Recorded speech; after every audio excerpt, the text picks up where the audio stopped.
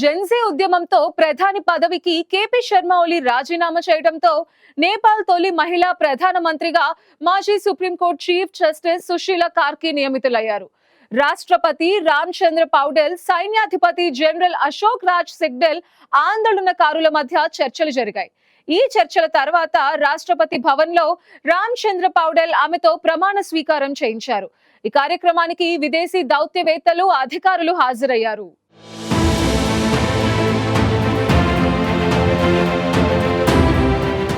గత నెలలో నేపాల్ సుప్రీంకోర్టు ఇచ్చిన ఆదేశాలతో అక్కడి ప్రభుత్వం సోషల్ మీడియా సంస్థలు ప్రభుత్వంలోని ఇన్ఫర్మేషన్ అండ్ టెక్నాలజీలో రిజిస్టర్ కావాలని, అంతేకాక పన్నులు చెల్లించాలని ఆదేశాలు జారీ చేసింది. అయితే గడువులోగా పలు సంస్థలు రిజిస్టర్ కాకపోవడంతో ప్రభుత్వం సోషల్ మీడియా సంస్థలను బ్యాన్ చేస్తూ నిర్ణయం తీసుకుంది. దీంతో జెన్ జీ యువత ప్రభుత్వంపై తిరుగుబాటు చేశారు. సోషల్ మీడియా బ్యాన్తో పాటు ప్రభుత్వంలోని అవినీతి వ్యతిరేకంగా పోరాటం ప్రారంభించారు. మొదట శాంతియుతంగా జరిగిన ఆందోళనలు తర్వాత హింసాత్మకంగా మారాయి.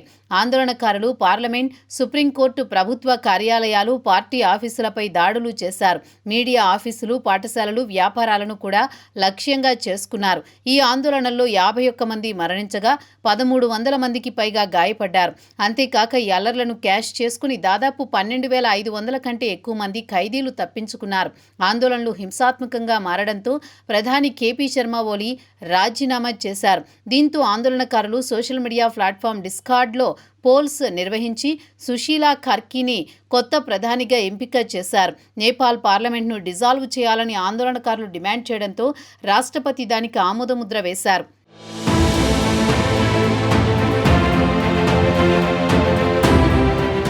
కార్కీ 2016-17లో దేశపు తొలి మహిళా చీఫ్ జస్టిస్గా వ్యవహరించిన తర్వాత ఇప్పుడు మొదటి మహిళా ప్రధాని అయ్యారు. ఆమె నియామకం సాధారణ ఆర్టికల్ 76 ప్రకారం కాకుండా అత్యవసర పరిస్థితులను దృష్టిలో పెట్టుకుని ఆర్టికల్ 61 కింద అమలు చేశారు.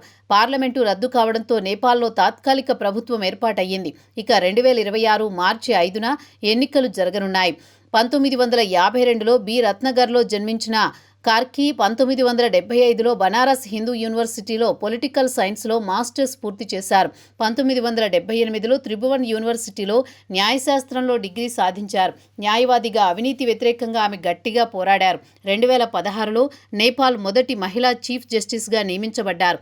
ఆమె పదవీ కాలంలో అవినీతి కేసులపై కీలక తీర్పులు ఇచ్చారు. ముఖ్యంగా మంత్రులు, సీనియర్ పోలీస్ అధికారుల కేసుల్లో ఆమె ఇచ్చిన తీర్పులు సంచలనం సృష్టించాయి. మంత్రులు, పోలీస్ చీఫ్ నియామకాలపై ఆమె ఇచ్చిన తీర్పులు రాజకీయ పార్టీల్లో ఆగ్రహాన్ని రేపాయి. దీంతో 2017లో ఆమెపై ఇంపీచ్మెంట్ మోషన్ వచ్చినా ప్రజా ఒత్తిడి కారణంగా అది ఉపసంహరించుకోవాల్సి వచ్చింది. 2017లో సుశీలా కార్కీ రిటైర్ అయ్యారు. రిటైర్ అయిన తర్వాత కార్కీ సివిల్ సొసైటీలో ప్రముఖ వ్యక్తిగా మారారు. అవినీతి వ్యతిరేక పోరాటంలో చురుకుగా పాల్గొన్నారు. నేపాల్ కొత్త ప్రధానిగా కార్కీని యువత ఎన్నుకోవడం ఆమె అవినీతి వ్యతిరేక చరిత్ర ఎలాంటిదో అర్థం చేసుకోవచ్చని నిపుణులు చెబుతున్నారు.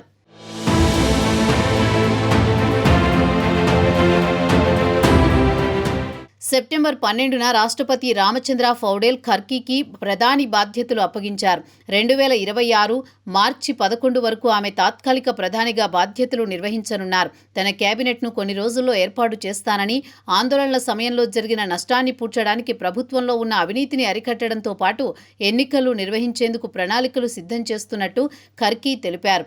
కార్కీ నియామకం యువత చేసిన పోరాటానికి దక్కిన ఫలితమని నిపుణులు చెబుతున్నారు. అయితే ఈ ఆందోళనలు కాఠ్మండు, మేయర్ బాలేంద్ర షా వంటి యువ నాయకుల మద్దతుతో జరిగాయి. ఇక నేపాల్లో కొత్త ప్రభుత్వం ఏర్పాటును ప్రపంచ దేశాలు స్వాగతించాయి. యుఎన్ ఏజెన్సీలు, యూనిసెఫ్, యుఎన్హెచ్సిఆర్ వంటి సంస్థలు కార్కీ నియామకం పట్ల హర్షం వ్యక్తం చేశారు. నేపాల్ తొలి మహిళా ప్రధానిగా ఆమె ఎందరో మహిళలకు ప్రేరణగా నిలుస్తారని అభిప్రాయపడ్డారు.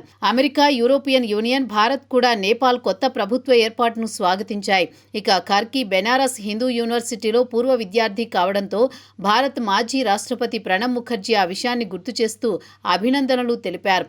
మరోవైపు ఆమె పార్లమెంటు సభ్యురాలు కాకపోవడంతో ఆమె తాత్కాలిక ప్రధాని పదవిని అనర్హురాలని, చట్టపరమైన సమస్యలను ఎదుర్కోవాల్సి వస్తుందని పలువురు విమర్శకులు చెబుతున్నారు. అయితే ఆమె రాష్ట్రపతి ఆమోదంతో పదవిని చేపట్టడం వల్ల ఎలాంటి ఇబ్బంది ఉండదన్నారు.